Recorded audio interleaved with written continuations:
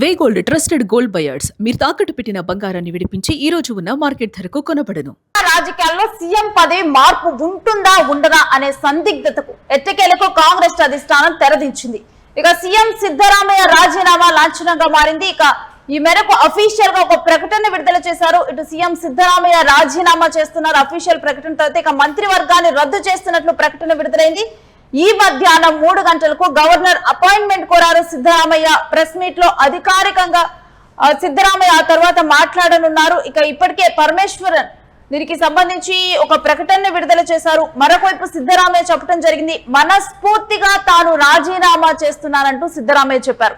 ఎందుకంటే దీనికి ముందల చాలా కూడా అంటే సిద్ధరామయ్యకు సీఎం పీఠం వదులుకోవటం ఇష్టం లేదు, మరొకవైపు డీకేకు ఈ పీఠం ఇవ్వటం అసలే ఇష్టం లేదు, తన వర్గానికి చెందిన వారికే ఇవ్వాలని సిద్ధరామయ్య పట్టుబడుతున్నారు. ఇలా అనేక రకాలుగా వార్తలు బయటకు వచ్చాయి. మరొక వైపు డీకేకి సిద్ధరామయ్యకు పడటం లేదు, డీకే వర్గం సిద్ధరామయ్య వర్గం అంటూ 2 వర్గాలు ఉన్నాయి. ఈ రకంగా చాలా జరిగాయి. అయితే ఇప్పుడు తను మనస్ఫూర్తిగా తన పీఠాన్ని వదులుకుంటున్నట్లు సిద్ధరామయ్య చెప్పడం జరిగింది. నాకు ఎలాంటి బాధ లేదు అని స్పష్టం చేశారు. హైకమాండ్ నన్ను రాజీనామా చేయమని కోరింది, ఇక నేను రాజీనామా చేస్తున్నట్లు సిద్ధరామయ్య చెప్పారు. ఇక గతంలో కూడా మనం చూసుకుంటే హైకమాండ్ ఏ నిర్ణయం తీసుకుంటే దానికి కట్టుబడి ఉండేందుకు సిద్ధంగా ఉన్నామని డీకే కూడా గతంలో సీఎం పీఠం మీద ఉన్నటువంటి సందిగ్ధత మీద తాను స్పందించారు. ఇక ఇప్పుడు హైకమాండ్ చెప్పింది కాబట్టి తాను రాజీనామా చేస్తున్నానని సిద్ధరామయ్య చెప్పారు. ఇక ఇన్ని రోజులు మీ అందరి సహకారానికి కృతజ్ఞతలు అంటూ సీఎం సిద్ధరామయ్య తెలియజేయడం జరిగింది. ఇక మీ సహాయ సహకారాలు కావాలి అంటూ మరొక వైపు సిద్ధరామయ్య కాళ్ళని డీకే శివకుమార్ మొక్కటం జరిగింది. ఇది ఒక ఎమోషనల్ అంటే ఒక పవర్ షిఫ్టింగ్ ముందర ఒక ఎమోషనల్ పరిణామాన్ని మనం చూసాము కర్ణాటక రాజకీయాలలో. సిద్ధరామయ్య కాళ్ళను డీకే శివకుమార్ మొక్కుతూ అంటే తన ఆశీర్వాదం తీసుకుంటూ ఉన్నటువంటి ఒక ఎమోషనల్ సీన్ అయితే ఈరోజు బ్రేక్ఫాస్ట్ సమయంలో చోటు చేసుకుంది. అదే సమయంలో సిద్ధరామయ్య ఆలింగనం చేసుకుంటూ ఒక భావోద్వేగానికి గురవటం జరిగింది. వీరిద్దరి మధ్య డీకే శివకుమార్ అదేవిధంగా సిద్ధరామయ్య వీళ్ళిద్దరి మధ్య ఒక భావోద్వేగమైన సన్నివేశం ఈరోజు చోటు చేసుకుంది. ఇది చాలా మంది కూడా రాజకీయాలలో ఇది ఒక మంచి పరిణామంగా అంటే ఇప్పటి వరకు ఎటువంటివి వీళ్ళ మధ్య జరిగిన ఎన్ని వార్తలు బయటకు వచ్చినా అధిష్టానం ముందల వీళ్ళు ఎవరు ఎటువంటి మొర పెట్టుకున్నా గానీ ఇప్పుడు చివరికి పవర్ షిఫ్టింగ్ ముందర ఒక గౌరవప్రదంగా మరొకవైపు ఎమోషనల్ గా ఒకరినొకరు అంటే సహకరించుకునే విధంగా తర్వాత పాలనలో అయినా గానీ తర్వాత పార్టీని ముందుకు తీసుకొని వెళ్ళటంలో అయినా కానీ ఈ ఒక్క గెస్చర్ ద్వారా వీళ్ళు చాలా పార్టీలో ఉన్నటువంటి శ్రేణులకు కానీ కార్యకర్తలకు కానీ వీళ్ళిద్దరూ ఈ భావోద్వేగ సిచ్యువేషన్ ద్వారా ఒక మెసేజ్ నే ఇచ్చారు.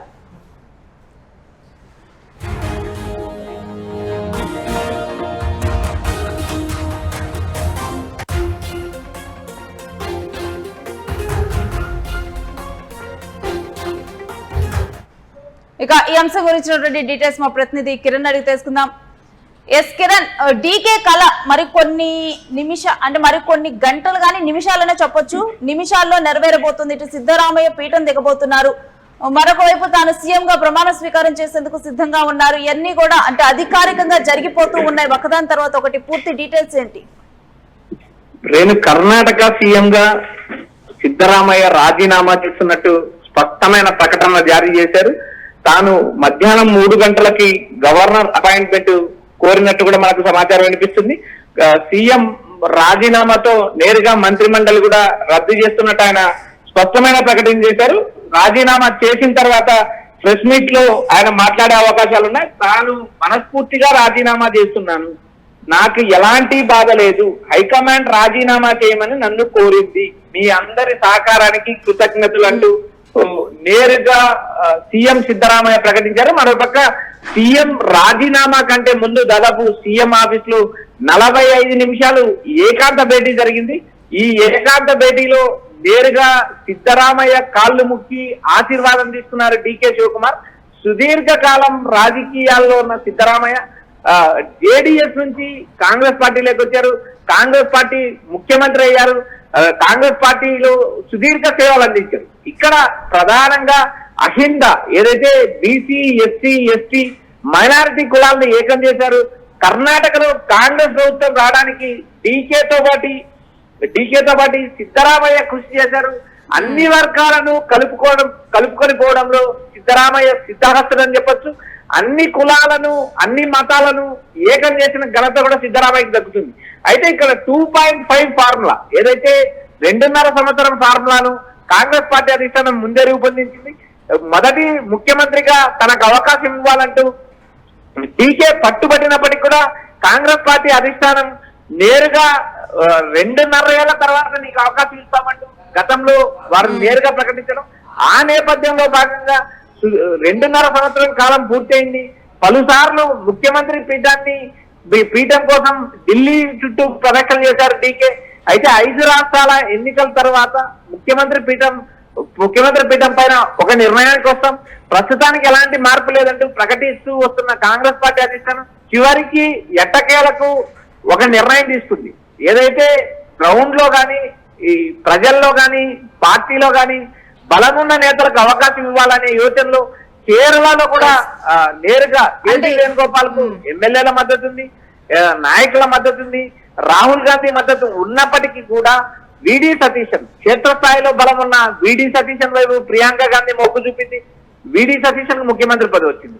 నిన్న కూడా జరిగిన సమావేశంలో మీటింగ్ లో ప్రియాంక గాంధీ లేకపోయినప్పటికీ ప్రియాంక గాంధీ తన అభిప్రాయాన్ని కుండబద్దలు కొట్టారని మనకు సమాచారం అనిపిస్తుంది. ఎందుకంటే డీకేకి హామీ ఇచ్చాం, డీకేకి ముఖ్యమంత్రిని చేస్తామని మనం ఎన్నికలకు ముందు హామీ ఇచ్చాం, హామీ నెరవేర్చి తీరాలంటూ ఆమె నేరుగా మల్లికార్జున్ ఖర్గేకు, కేసీ వేణుగోపాల్ కు, ఇటు రాహుల్ గాంధీకి కూడా సూచించారు.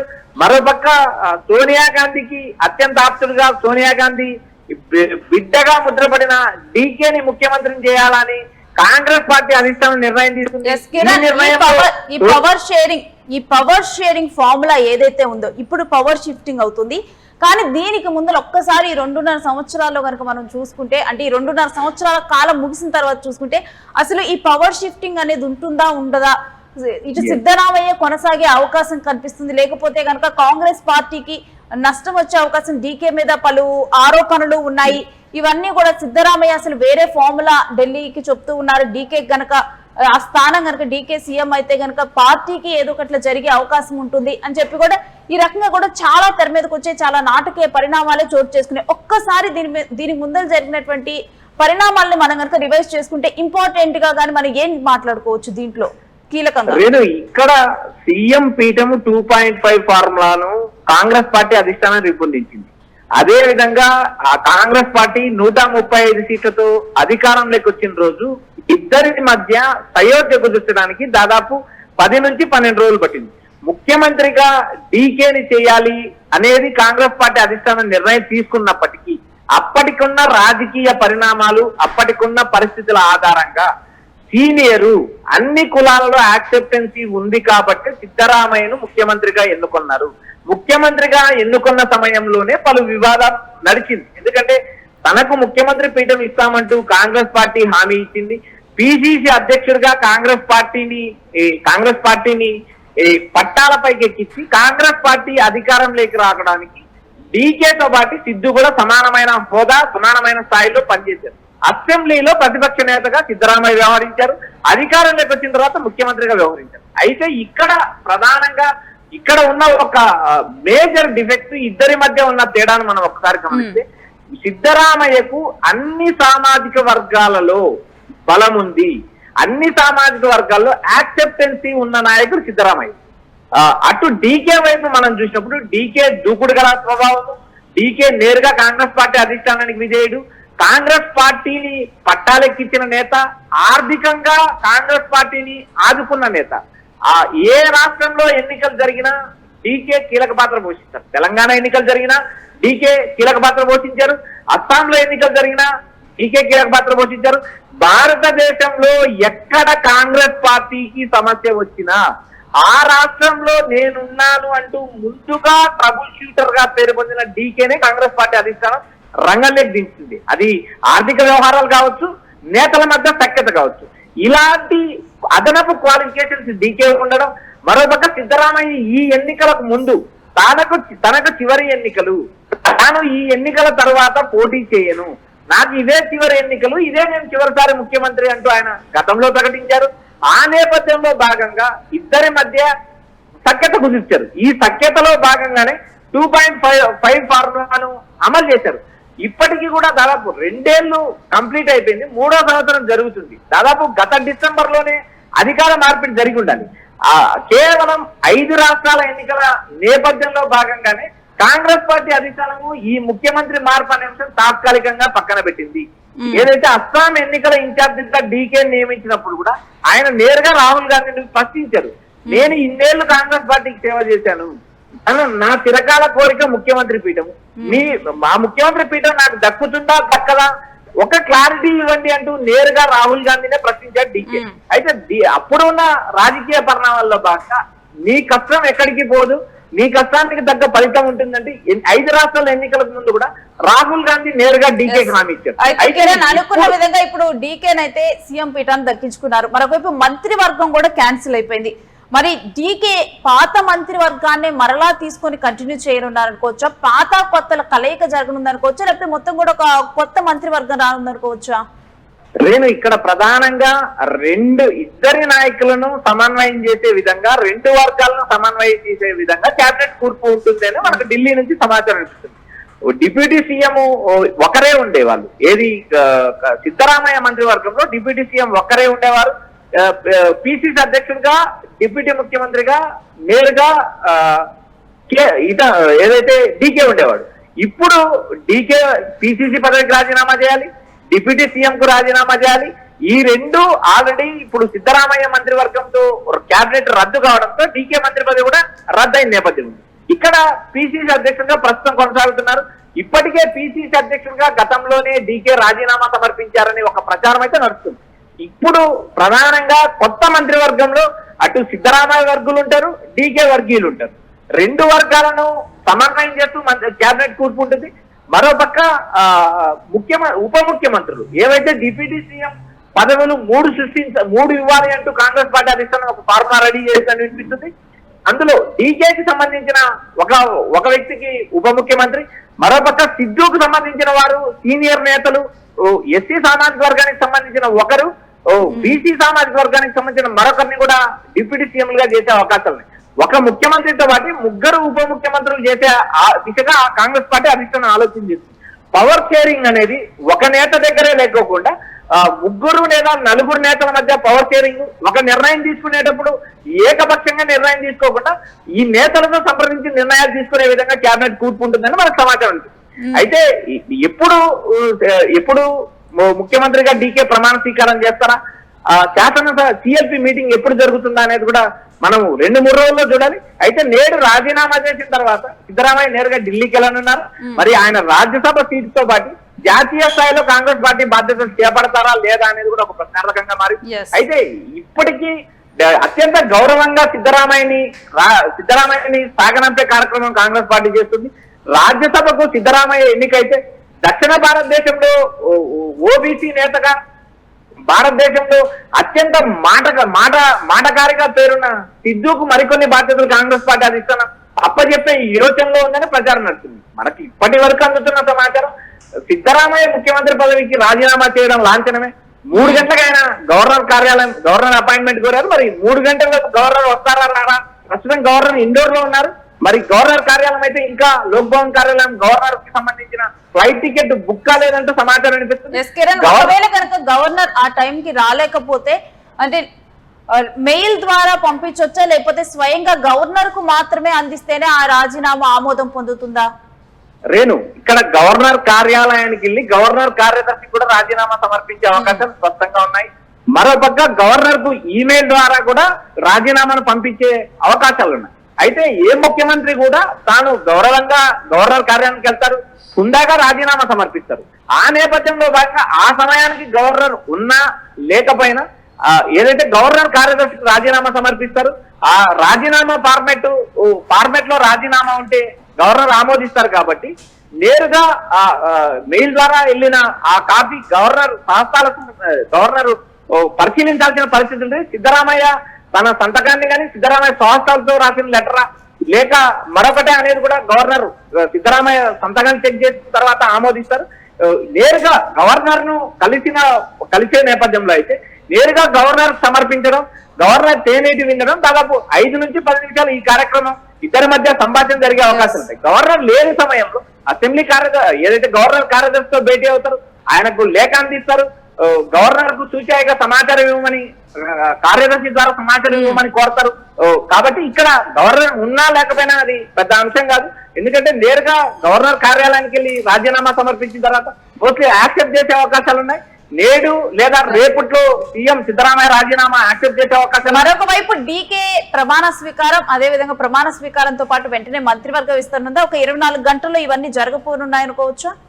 రేణు, మనకున్న సమాచారం ప్రకారం ఈ నెల 30వ తేదీ ముఖ్యమంత్రిగా డీకే ప్రమాణ స్వీకారం చేస్తారు అనేది మనకు ఒక స్పష్టత ఉంది.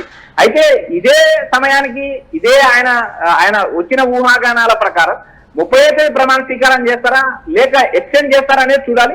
మనకు గవర్నర్, ఎందుకంటే ఒక ముఖ్యమంత్రి రాజీనామా చేసిన తర్వాత మోస్ట్లీ 48 గంటలకు మించి కొత్త ముఖ్యమంత్రి ఎన్నుకోకుండా ఉండే పరిస్థితులు ఉండవు. ఎందుకంటే పరిపాలన కొనసాగాలి కాబట్టి కొత్త ముఖ్యమంత్రి ఎన్నుకునే వరకు ఆపద్ధర్మ ముఖ్యమంత్రిగా సిద్ధును కొనసాగమంటారు. అది ఒక రోజు కావచ్చు, 2 రోజులు కావచ్చు, ప్రాసెస్ నడిచే అవకాశాలు ఉన్నాయి. ఈలోపు గవర్నర్ ఇండోర్ నుంచి వస్తే ఒక ప్రమాణ స్వీకారానికి డేట్ ఫిక్స్ చేస్తారు. 30వ తేదీ ప్రమాణ స్వీకారం ఉంటుందని మనకి ఇప్పటికిప్పుడు అందుతున్న సమాచారం. అయితే గవర్నర్ వచ్చే దాన్ని బట్టి గవర్నర్ ఇచ్చే సమాచారం ఏదైతే డీకే నేరుగా అసెంబ్లీ సిఎల్పి సమావేశం తర్వాత మద్దతు లేఖను తీసుకెళ్లి గవర్నర్ కి ఇస్తారు.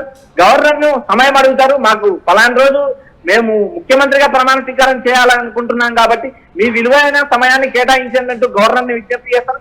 గవర్నర్ అశోక్ గెహ్లాట్ చావత్ ఇచ్చే సూచన మేరకు 30వ తేదీ ప్రమాణ స్వీకారం ఉంటుందా లేక వచ్చే నెల మొదటి వారంలో ప్రమాణ స్వీకారం ఉంటుందా అనేది కూడా మనం వేచి చూడాలని. ఇప్పటికైతే 30వ తేదీ ప్రమాణ స్వీకారం ఉంటుందంటే అనఫిషియల్ గా సమాచారం వినిపిస్తుంది. సిద్ధరామయ్య రాజీనామా యాక్సెప్ట్ చేయడం కూడా లాంఛనమే కాబట్టి ముఖ్యమంత్రిగా డీకే ప్రమాణ స్వీకారం చేయడం, కొత్త కేబినెట్ ఏర్పాటు చేయడం, ఆ కేబినెట్ లో ఈ 2 వర్గాలు డీకే ఇటు సిద్ధరామయ్య 2 వర్గాల కూర్పు ఉంటుంది. దాదాపు 3 ఉప ముఖ్యమంత్రులు ఉంటారని సమాచారం వినిపిస్తుంది. Thanks for the details Kiran. ఇక డీకే శివకుమార్ ఒక 2 రోజుల్లో ప్రమాణ స్వీకార కార్యక్రమం జరగనున్నట్లు తెలుస్తోంది అనఫీషియల్ గా. ఇక మరొక వైపు చూస్తే ఈ రోజు 3 గంటలకి ఇటు సిద్ధరామయ్య వెళ్లి గవర్నర్ కి తన రాజీనామాని ఇవ్వనున్నట్లుగా తెలుస్తోంది. మరి గవర్నర్ 3 గంటల సమయానికి మరి కర్ణాటక చేరుకుంటారా లేకపోతే కనుక అక్కడ ఉన్నటువంటి కార్యదర్శికి అందించే అవకాశం అయితే కనిపిస్తుంది. ఆ తర్వాత ఈ రోజు సాయంత్రం సిద్ధరామయ్య ఢిల్లీకి బయలుదేరే అవకాశం అయితే కనిపిస్తుంది. మరి దీని తర్వాత మరి సిద్ధరామయ్య రాజ్యసభకు వెళ్లేందుకు ఇటు అధిష్టానం కోరుతున్నట్లుగా తెలుస్తుంది. కానీ సిద్ధరామయ్య మాత్రం కొంత సుముఖత చూపట్లేదు అన్నట్లుగా తెలుస్తుంది. మరి చూడాలి నెక్స్ట్ మరి సిద్ధరామయ్య రాజ్యసభకు వెళ్ళబోతున్నారా, ఇక డీకే మంత్రివర్గ కూర్పు ఎలా ఉంటుంది, ఇంకా ఇదంతా కూడా కొన్ని ఆసక్తికర పరిణామాలు అయితే ఉన్నాయి.